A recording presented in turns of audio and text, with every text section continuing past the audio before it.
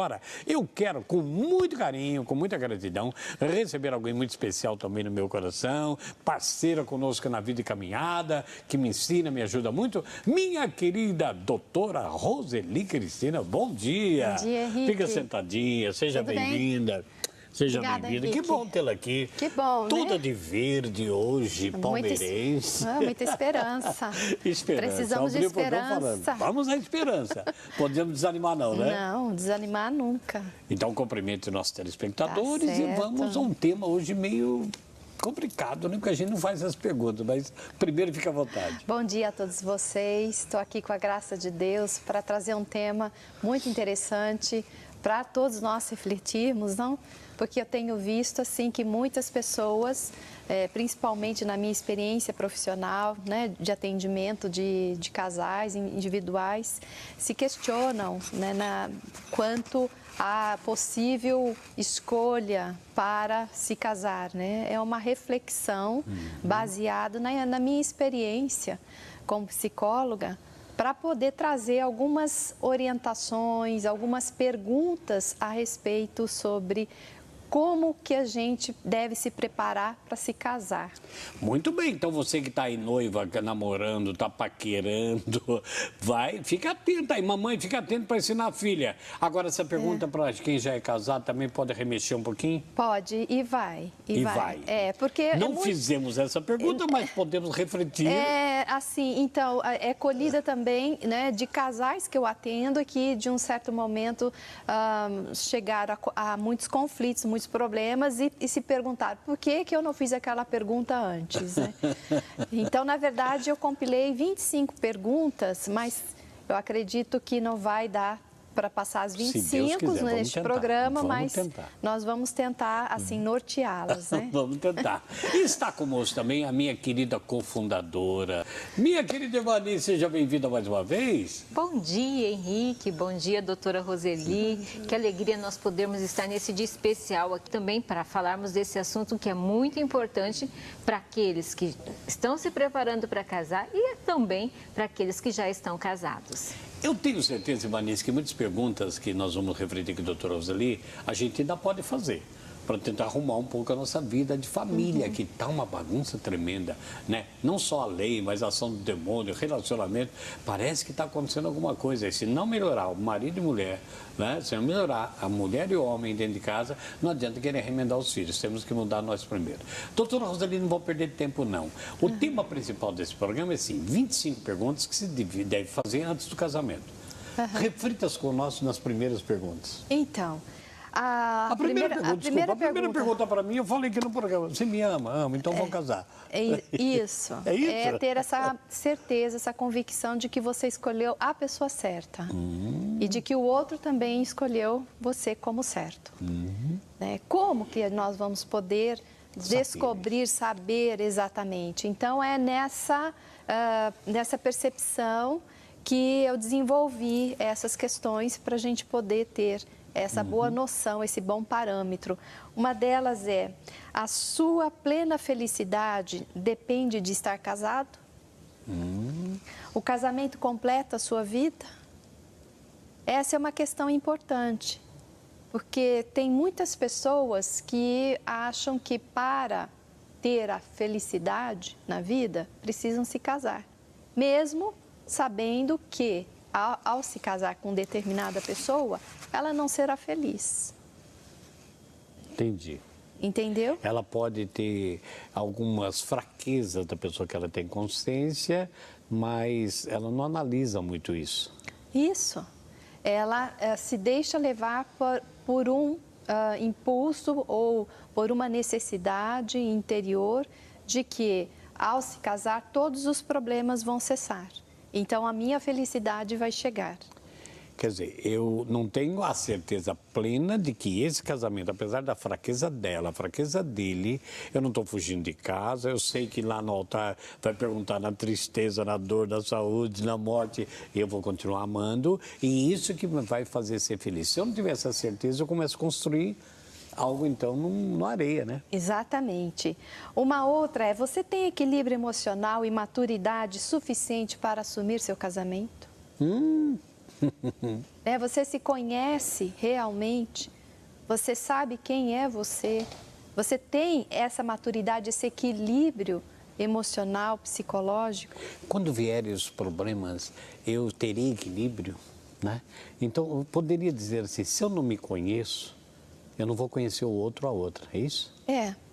Então, a importância de você se conhecer, a importância de você saber como você age, como você reage, como você se comporta, quais são seus pensamentos, quais são seus valores, qual é o seu caráter, como é a sua personalidade. E às vezes até perguntando nisso, me veio agora assim, as ações que me provocam reação desastrosas, eu estou pronto para enfrentá-las? Né? Isso.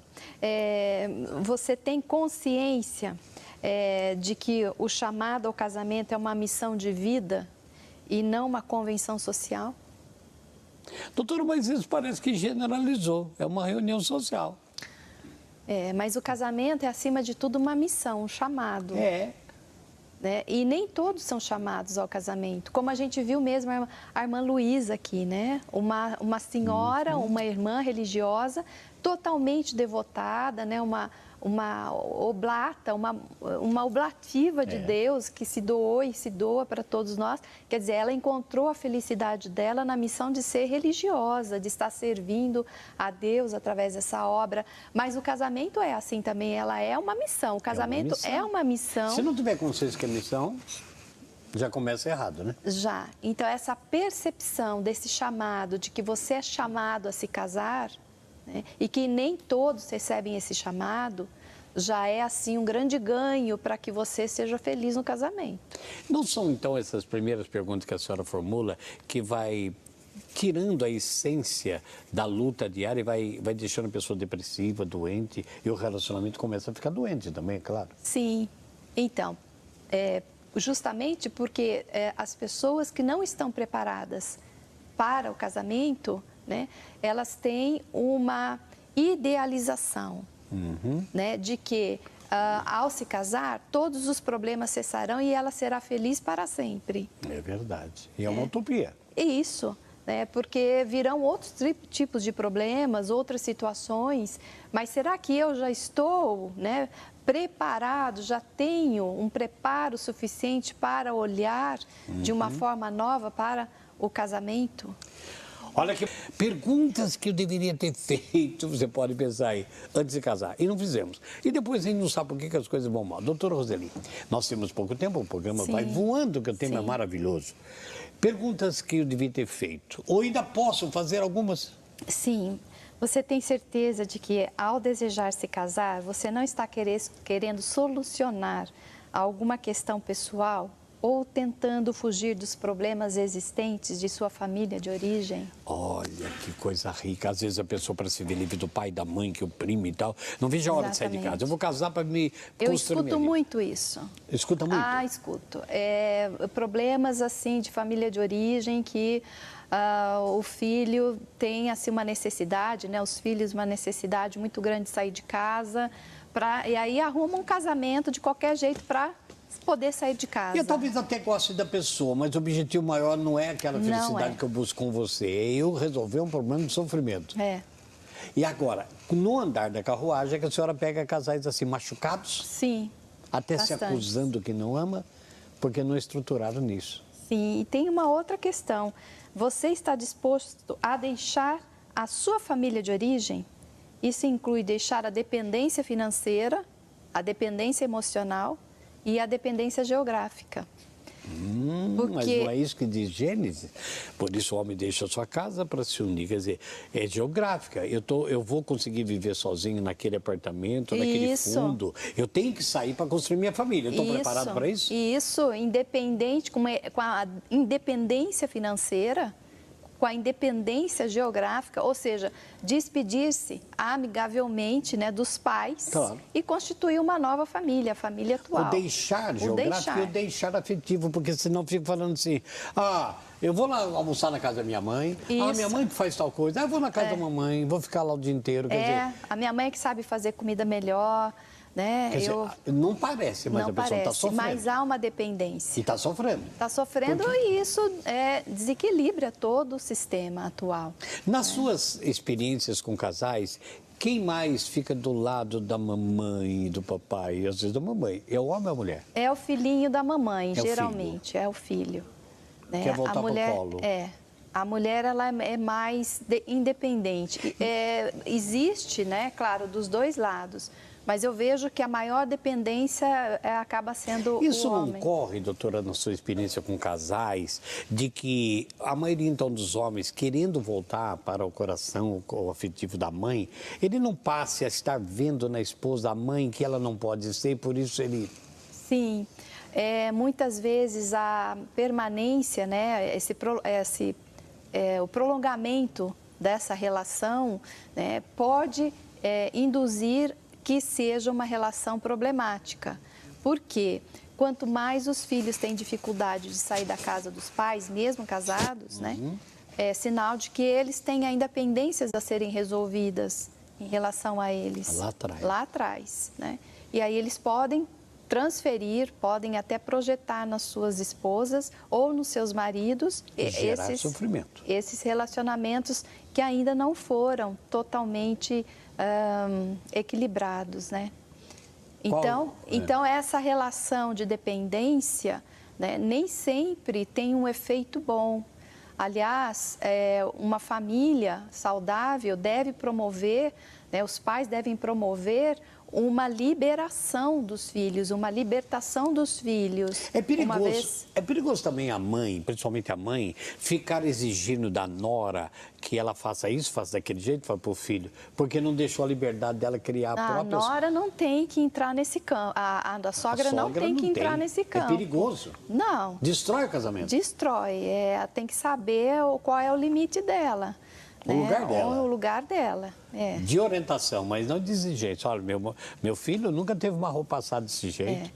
Quando você fizer o feijão, você põe isso que ele gosta. Existem casais que ou o homem ou a mulher não vão para suas casas sem antes passar na casa de seus pais, né? Isso todo dia, parece que fazem uma espécie de um ritual. É um ritual. E isso traz algumas consequências negativas para o casal, né? Porque é sinal de que a família de origem está atuando muito aí na família atual. E é necessário fazer esse movimento de despedida da família de origem para constituir uma família atual saudável, adequada. Eu vejo esse fator que eu estou dizendo tão importante no relacionamento do casal, que eu até perguntaria, a senhora encontra muito casos disso, que as pessoas estão presas, depois de anos de casado, estão presas ainda? Estão presas ainda a seus pais. E mesmo até depois de falecidos, né? Um vínculo dependência. Era tão forte. Um vínculo dependência, né? Que não foi trabalhado, que não foi resolvido, que não foi apaziguado, que não foi entendido. Isso pode se arrastando para a família atual e transfere para o seu cônjuge. Que coisa, hein, gente? Quais são as outras perguntas que eu precisava fazer? Você sempre dá o melhor de você em tudo que faz, bem como nos seus relacionamentos? Tá? Você é capaz de dar mais do que receber? Você é capaz de dar mais do que receber no relacionamento? Isso em tudo, atenção, alegria. Veja só, são parâmetros importantes de reflexão para realmente você constituir um casamento, uma relação saudável. Porque uma pessoa que conscientemente diz, não, eu quero receber muito mais do que eu quero dar, então você não está preparado para viver a dois. Porque viver uma vida a dois em família, né, lhe traz um dever, né, de você colocar o nós no relacionamento, né, e não o eu. E é tão interessante que a gente vai para a palavra de Deus e temos que lembrar dela o que Jesus diz. A palavra diz que há mais alegria do que receber. E Jesus disse, sirvam, né? Aprender a servir. E é claro que isso vai também fazendo com que reflita em mim. Sim, a questão não é dar, só se dar e não esperar receber. Nós devemos esperar receber. A questão é até onde está a sua capacidade de você se doar, de você realmente se dar. Alguma pergunta para a doutora Roseli? Quando eu vejo nesse ponto, doutora Roseli, quando num relacionamento, né, desde a fase do namoro até chegar ao matrimônio, quando somente há um dá e não recebe, depois vem a cobrança, né? Vem a cobrança e isso afeta muito o relacionamento. E assim, infelizmente, existem pessoas que ainda acreditam que é assim agora no namoro, mas depois que eu me casar, isso vai mudar.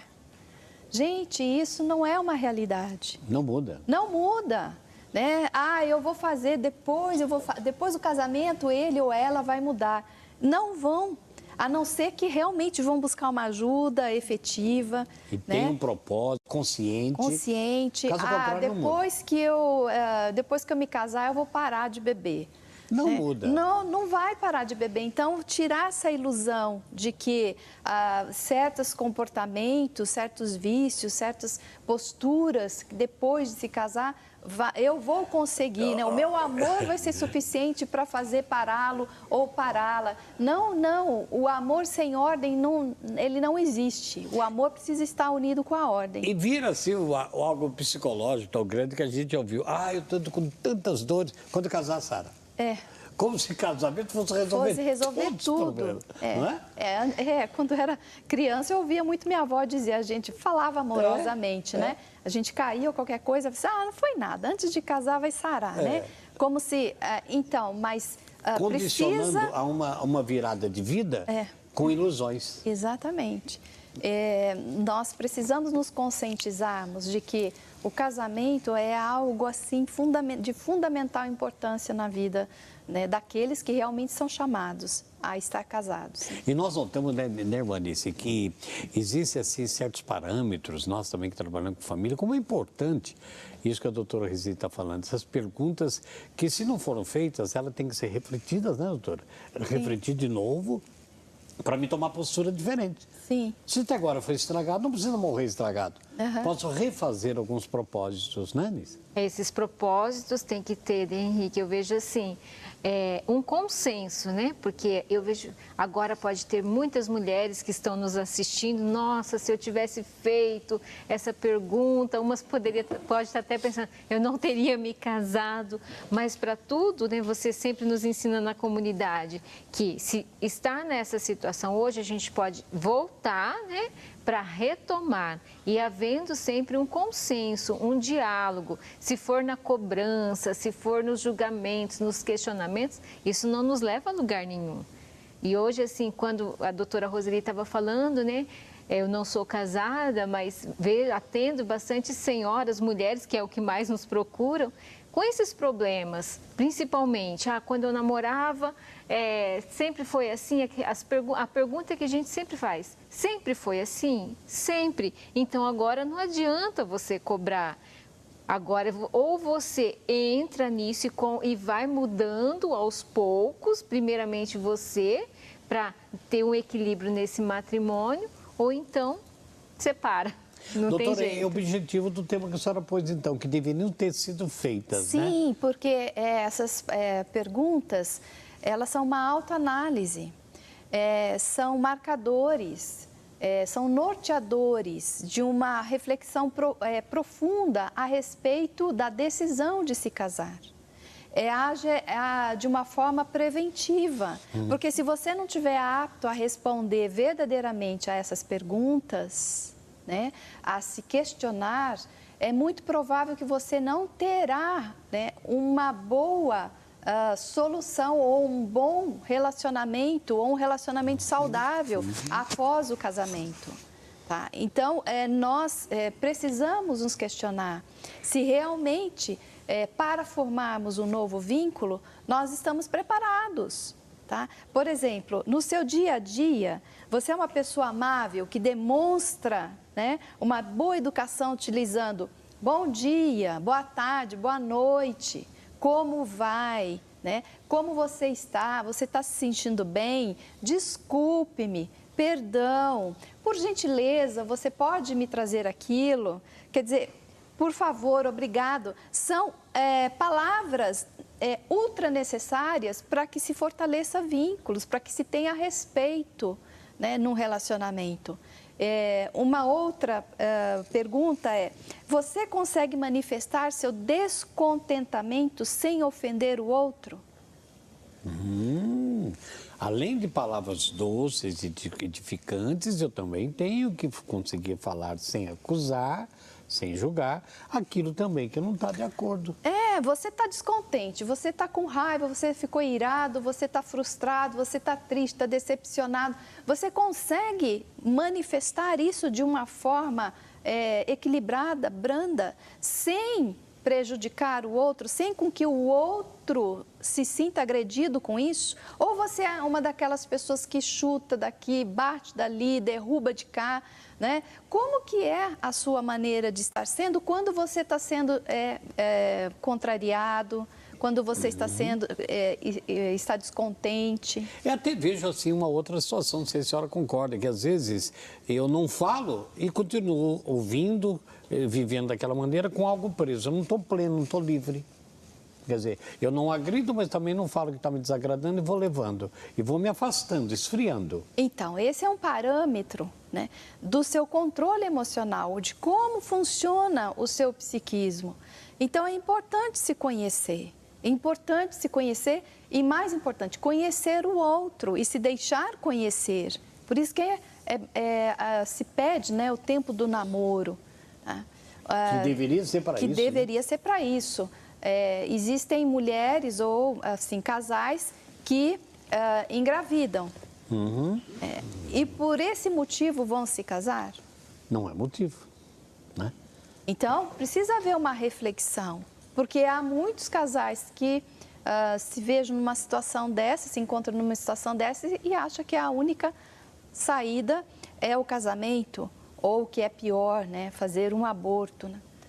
E então, isso não é solução. São saídas nunca. Que não vão levar a lugar nenhum, até em lugares piores. Exatamente, né? Qual outra pergunta, doutora, que nós poderíamos lembrar a você que está em casa? O e-mail nosso está à disposição, serfeliz@es21.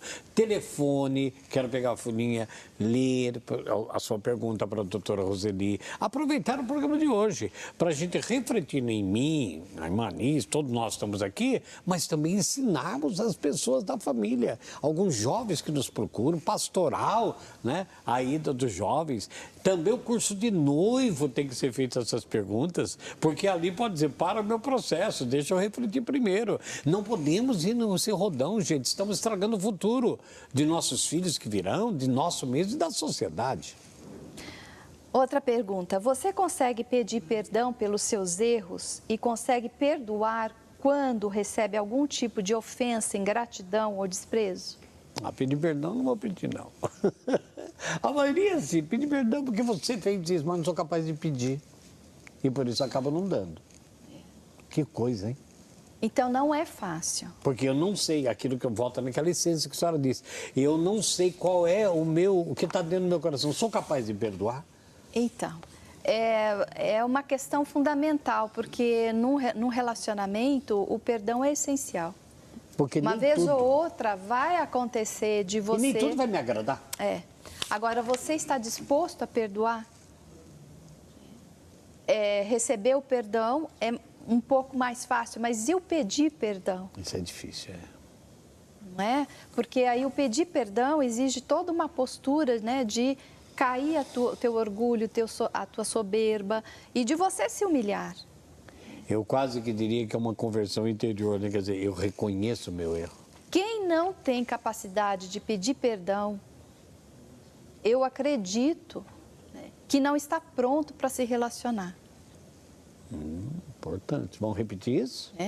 Quem não está pronto, capacitado para pedir perdão, tá, não está apto a se relacionar. Porque um relacionamento, uma hora ou outra, vai exigir essa postura de você conceder o perdão. Doutora Roseli, a produção está me informando aqui que as questões tão importantes. Aliás, estamos conversando com a doutora Roseli a pedido do Padre Eduardo, se Deus quiser, ela ainda vai gravar um ensino à distância sobre esse tema que nós estamos falando hoje, para ter uma riqueza que você pode depois entrar no EAD. Mas não gravamos ainda, vamos com calma. E depois, é claro, quem sabe pode aí até comprar o DVD mais tarde, a gente vai noticiar isso. Mas quanta riqueza precisa ser colocada pelo povo? Eu quero trazer rapidamente, doutora, quase 2 minutos aí, um sacerdote falando a respeito de questões antes do casamento que vai ilustrar. A senhora já pode entrar depois dele falando as outras perguntas. Vamos ver. A união conjugal na igreja é um sacramento. É o enlace diante de Deus para se constituir uma família. O momento é simbolizado pela troca de alianças. Então faz parte da celebração de um matrimônio a acolhida das alianças, que são acolhidas, abençoadas, depois entregue também pelos noivos um para o outro, no sentido do amor que une duas pessoas. Para Padre Ademar, é necessário uma preparação, que pode acontecer no curso de noivos. Um conhecimento entre o casal para que a união perante Deus seja verdadeira e duradoura. Agora, o que a igreja pede? Pede que haja esse conhecimento mútuo, também assim uma escolha de um para com o outro que seja livre, seja consciente, seja responsável e seja justamente assim uma decisão amadurecida para uma vida a dois e uma vida toda. As razões que levam muitos casais a se unirem no caminho do matrimônio nem sempre se mantêm durante toda a vida.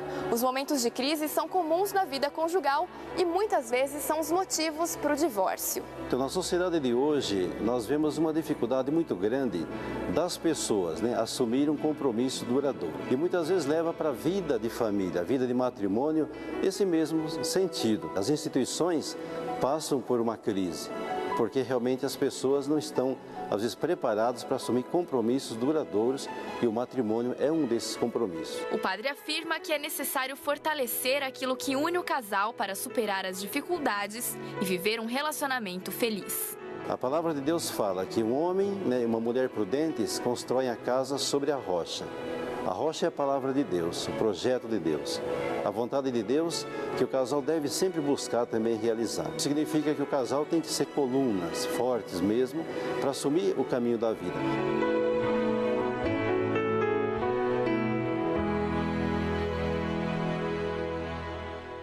Doutora Roseli, que importante um padre falando isso, Sim. Preocupado com as instituições que estão desmanchando a instituição do casamento, mas ele falou justamente o que a senhora tinha dito. Estamos preparados para isso, né? Exatamente. Como é importante a preparação para isso. Muito importante esse VT, essa contribuição, né, para nós, essa postura, principalmente a colocação que ele disse, né, que o casal são 2 colunas, né, e que precisam estar alicerçadas mesmo na rocha que é Cristo, na palavra Amém. dele, né? E isso, falando como cristã, como leiga, eu tenho absoluta certeza que esse é um dos pilares mais importantes para manter um bom relacionamento, né? E para manter um relacionamento duradouro, é estar mesmo fincado sobre a rocha. Mas ele falou também sobre o autoconhecimento, né? De cada um conhecer o outro, assumir o outro livremente, com responsabilidade, com compromisso. Eu acho que essa parte que devemos também explorar ainda mais, né? Ele e disse algo estamos semelhante, tentando fazer um pouco isso aqui ele hoje. disse algo semelhante ao que a senhora falou. Eu vejo como missão, que é uma caminhada. Sim. Deus, sim. eu penso assim, doutora Roseli, Deus instituiu o casamento justamente porque Ele não quer que a gente caminhe sozinho. Sim. Então é uma missão de 2. Sim. E muitas pessoas querem se casar, faz assim tudo, de todas as formas, um jeitinho para casar, mas elas muitas vezes estão apegadas a uma ideia, né, a alguma convicção, a algo interior que não corresponde com a realidade, né? Muitos fazem assim força até, achando que encontrou a pessoa certa, faz até um movimento para isso, mas não é a pessoa certa, não é? E precisa reconhecer e precisa renunciar, né? Então, a pessoa que sabe renunciar, né, a algo que aparentemente parece ser bom, mas que na verdade não é uma pessoa madura. Quer dizer, saber dizer não a certas situações, né, requer maturidade, requer coragem, né? Uma das perguntas diz assim, olha, você é capaz de renunciar a algo mesmo que seja lícito, né? Mas que desagrada ao seu futuro cônjuge. Que Tá? importante. Então, aquele homem, por exemplo, que é fissurado, né, numa cerveja, numa bebida, ou que gosta muito só de ficar no futebol e não dá atenção, né, você é capaz de falar, não, minha mulher não gosta, né, minha mulher não se sente bem, a minha namorada não curte tanto futebol. Você é capaz de, por amor a ela, renunciar a isso? Se você responder que sim, então você está no caminho de uma maturidade, não é? Você é capaz de passar por alguma privação em benefício do seu cônjuge, da sua namorada, do seu namorado? Ou seja, você é capaz de renunciar a si, você é capaz de abnegar-se, né, para que o outro se sinta bem? Ou você é incapaz de dizer no relacionamento o nós e fala muito em eu, né? Porque o eu vai continuar existindo e deve. Claro. Porém, quem deve prevalecer num relacionamento é o nós, né? É o relacionamento, são os dois, né? E isso é uma ordem de primazia, quer dizer, você precisa inverter a sua posição. Você não vai casar para se satisfazer, você vai casar para satisfazê-lo, satisfazê-la, né? E essa é a posição daquele que está no caminho da maturidade. Que maravilha, gente. Tem mais alguma outra pergunta aí? Tem, Porque sim. vai afunilando aí, apertando um pouquinho, que nós temos que refazer nossa vida, hein? Você está disposto a assumir responsavelmente as dificuldades que surgirão da vida depois de casado? Falta de dinheiro, desemprego, uma série de privações. Estamos prontos para isso? E responder a essas questões, responder a esses problemas, né, com maturidade, com decência, com comprometimento, né, com coragem. Né? E não o que muitas vezes acontece diante dos problemas, as pessoas colocam em dúvida se o casamento vai dar certo ou se realmente é melhor separar, né?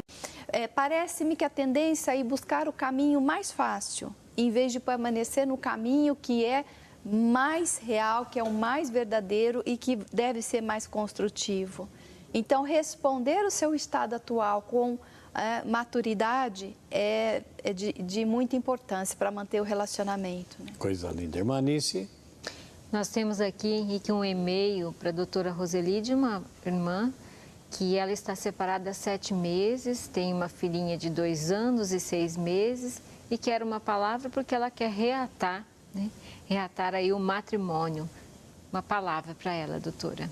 Então, né, querida, nós não sabemos exatamente o que aconteceu com você, como foi, né, culminar numa separação, num processo de separação.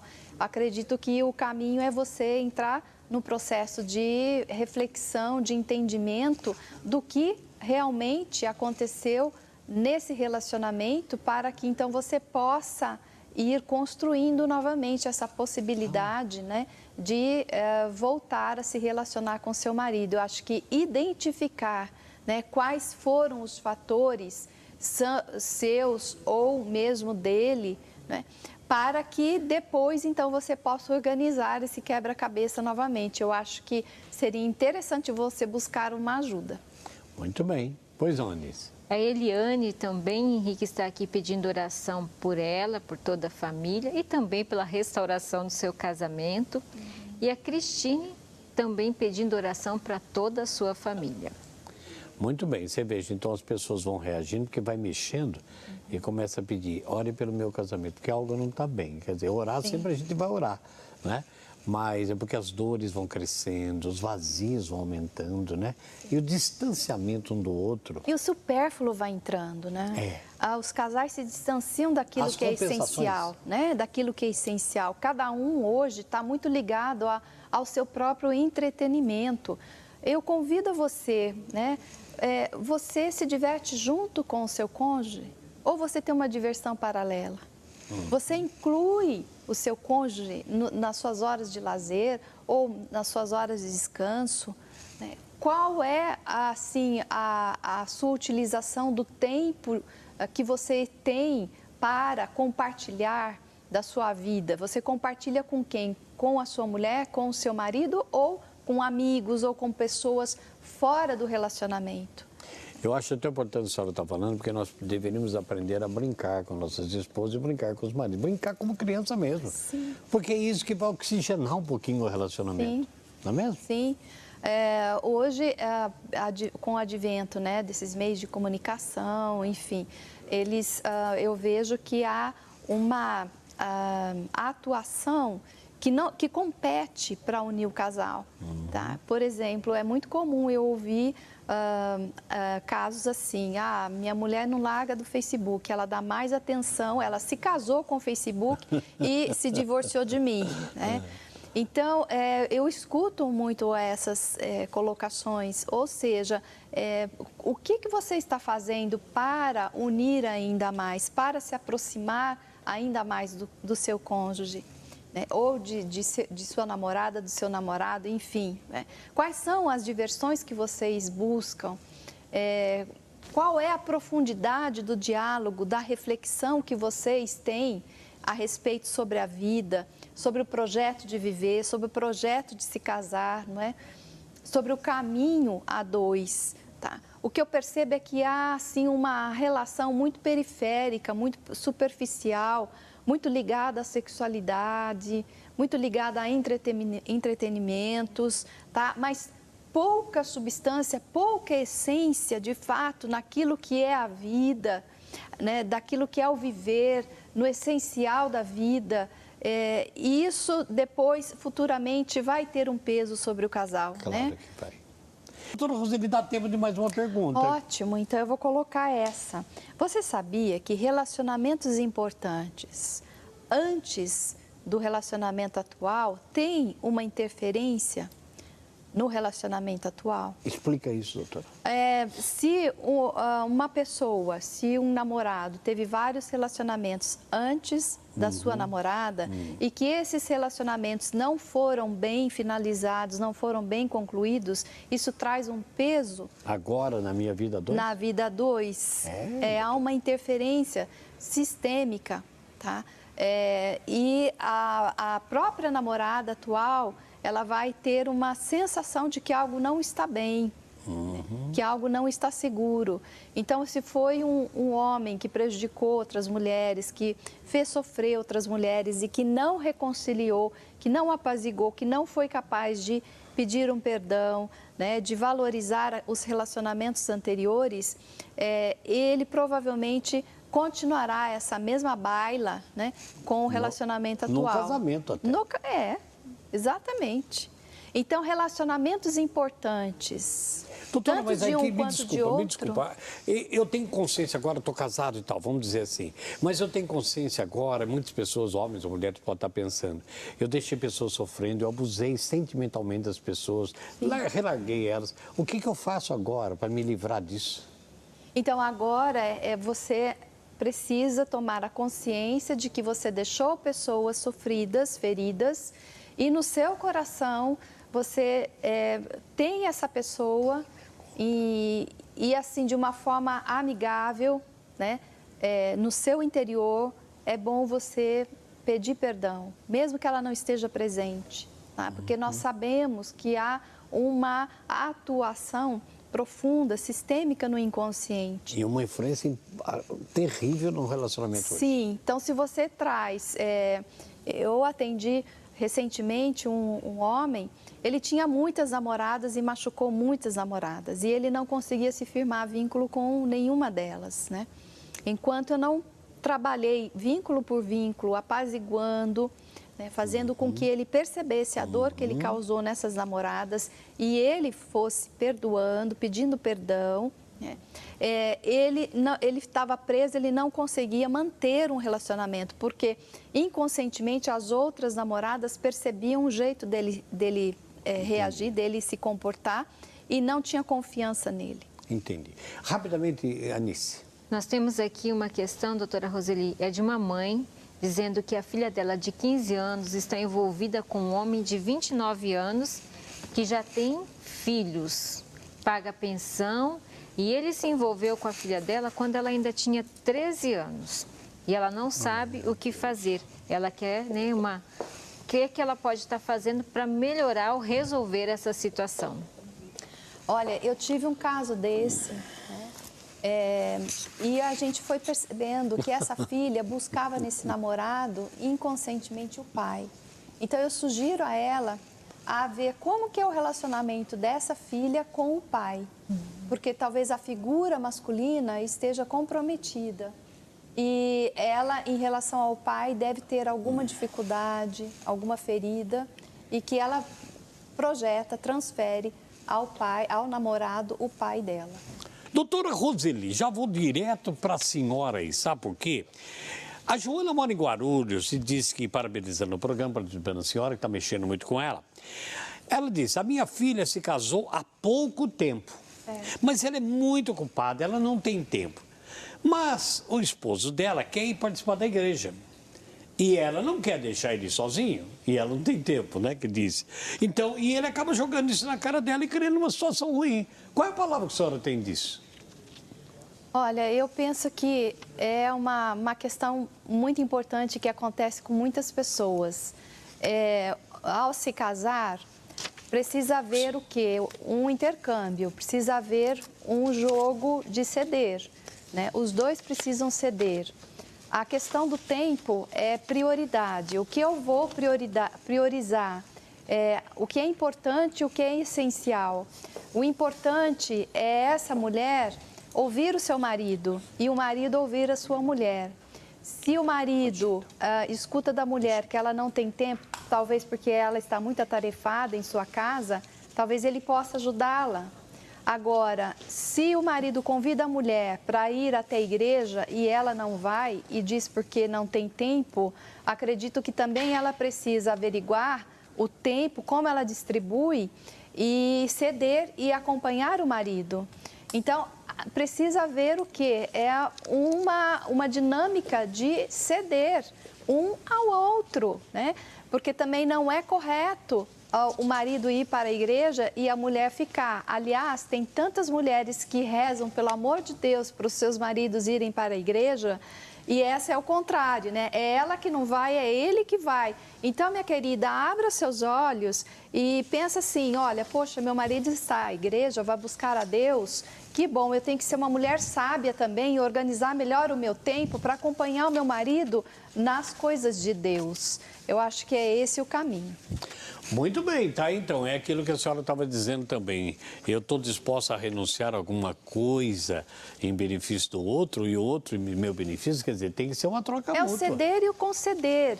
Isso é essencial para manter o equilíbrio do dar e do receber, né, num casal.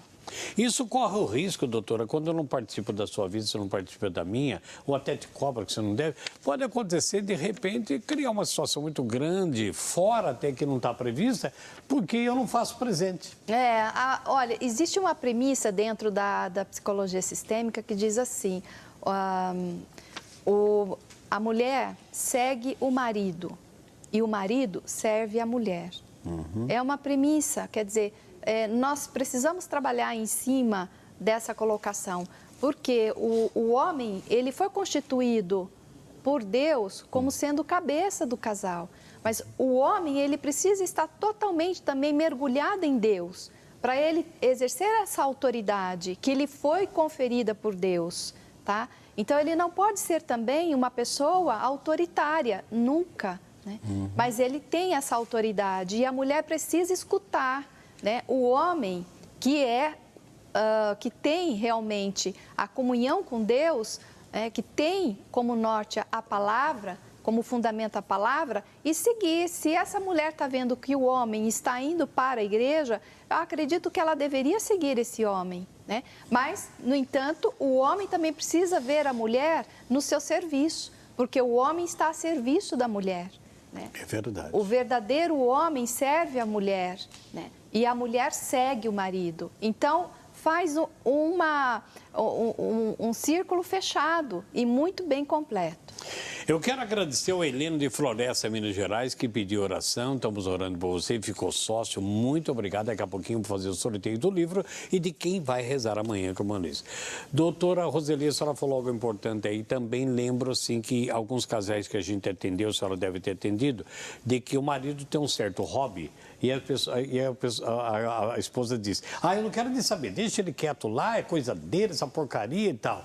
E também a mulher tem um certo gosto por alguma coisa e ele não participa. Isso também afasta. Afasta, não podemos perder, né, a individualidade também. Cada um tem a sua preferência, tem as suas habilidades, né, tem as suas aptidões. Que nem há homens que gostam de ler, há mulheres que gostam de fazer o seu patchwork, seu trabalho, seu artesanato. Cada um dentro da sua habilidade. Não é para tirar isso, a aptidão de ninguém, não é para desfazer ninguém. Mas precisa haver um momento em que o casal necessita buscar também uma descontração, um lazer em comum. Eu acho que isso é importante, né? Doutora Roseli, quero agradecer a sua presença, mais uma mensagem final para os noivos, noivas, vovô e vovó, casados, pessoa que está aí, que naturalmente bebeu dessa graça e remexeu um pouco. Então, não tínhamos a pretensão de conseguir fazer as 25 questões aqui, evidentemente, mas algumas pinceladas a respeito de uma reflexão importante que nós devemos ter, um questionamento, um norte a respeito de antes de se casar, né? Para que você possa, depois de casado, não vir a se arrepender. Quer dizer, muitos aí estão arrependidos porque não souberam se questionar, não souberam se conhecer, não souberam responder de fato algumas questões da vida, essencialmente da vida humana, para poder formar um relacionamento a dois e uma família, né? Eu espero ter contribuído com vocês e que Deus abençoe a todos vocês. Eu não sei se nós já colocamos aí, já está o telefone, está o e-mail da doutora Roseli Cristina aí na sua tela. Doutora, muito obrigado pelo carinho. No meu coração fica sempre alegre quando você vem, porque aprendo muito, estou aprendendo cada vez mais, viu? Amém, obrigada. Que Deus abençoe você, sua família, tudo direitinho. Minha querida irmã Anícia, recadinho final para nós. Como é bom nós podermos aprender e podermos ver que nós podemos retomar a nossa vida. Não importa o estágio, se eu sou solteira, casada, mas a cada dia ter essa oportunidade de rever e recomeçar quantas vezes for necessário. Aproveita e manda um abraço para sua mamãe, seu filho, para todo mundo e a comunidade da qual você pertence. Um grande abraço, né, a toda a minha família, o meu filho César, meu filhão lindo, e toda a nossa comunidade, que Deus abençoe a todos. Meu amado e minha amada, eu, Henrique, agradeço muito sua audiência e estaremos de volta com a permissão de Deus na próxima semana. Que Deus te abençoe. Obrigado pelo seu carinho, sua fidelidade. Parabéns a Luísa, que faz aniversário hoje. E parabéns a você, que vai saber aproveitar as perguntas do programa para refazer a sua vida familiar. Deus te abençoe.